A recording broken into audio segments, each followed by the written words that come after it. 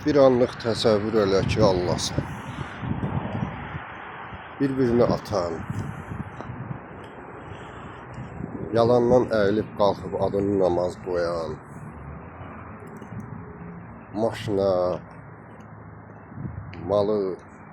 malını satmağa görə balasını öldürən, fəhlənin puluna göz dikən, bazarlarda tərəzidə alladan, bir-birini atan, bir-birini alladan, yalandan sənə and içən bir cəmiyyətə, bir topluma ruzu göndərərdimmi? Yoxsa elə deyərdim ki, tör-töküntü ilə gedin dolanın. Öz-özlüyündə bir fikirləş. Bunu eləyərdim, yoxsa yox?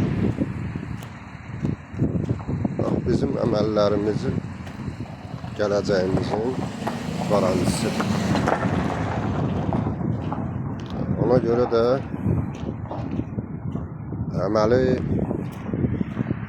düzgün olan insanlar, ən azından düzgün olmağa çalışan insanlar